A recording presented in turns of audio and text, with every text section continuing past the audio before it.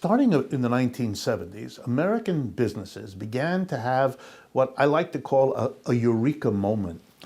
They realized that in the West, North America, Western Europe, and Japan, 100 and 200 years of capitalism had built up impressive factories, offices, stores.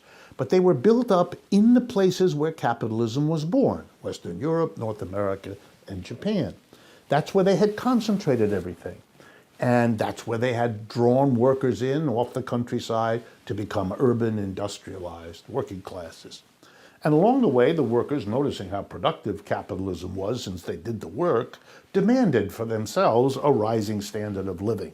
So roughly, from 1820 to 1970, particularly in the United States, but elsewhere, wages rose. That's what, over that time, capitalists were doing so well, they could raise the wages of their workers and still make out like bandits. So it was a system in which people began to get the idea capitalism works. It delivers the goods because it raises wages. You had to not look at what was happening to where most people in the world lived, Asia, Africa, Latin America, because for them the situation was horrible. But if you concentrated on where capitalism was born, you could fool yourself into thinking, wow, this is a system that works.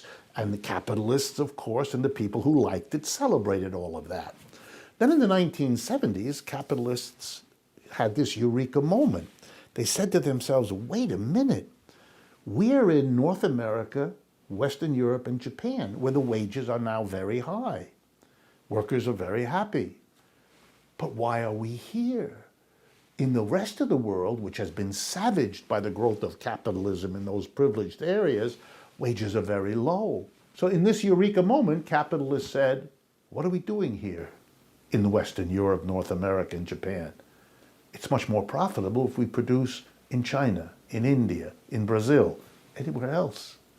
And there begins what we're still in the middle of, the exodus, the abandonment of the places of origin of capitalism by the capitalists. So there's a massive move to China, India, Brazil, and all those places, producing what? Well, what every capitalist wants, which is to make a bundle. So they build big factories, imagining that they can sell all of this stuff like they used to. But they forgot something.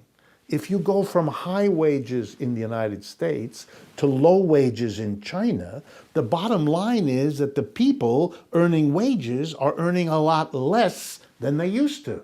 It's not just that they're not Americans, they're Chinese, but they can't buy back what you're building. They can't manage to consume what you have the capacity to produce. Right now, China is slowing down, scaring the whole world. But it's not China that's slowing down.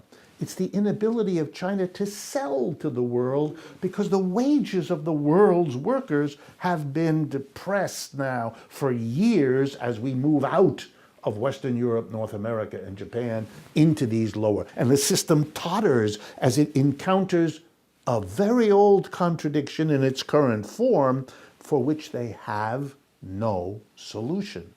And right now, when it's happening on a global scale, Europe is having it, North America is having it, Japan.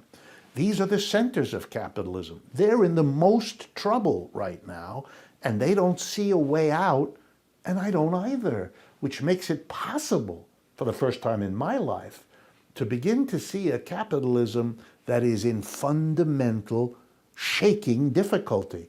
And if I were to explain to someone why you get bizarre politics, unlike what we've had for a century, it's because of this. And here in the United States, you see the kind of theatrical buffoonery, but there's more to it. Why is Trump such a character in the Republican? Why is that party literally tearing itself apart? Because it can't cope. And even the Democratic Party, suddenly confronted with a socialist who isn't marginalized simply because he gives himself the name socialist. In fact, it makes him attractive.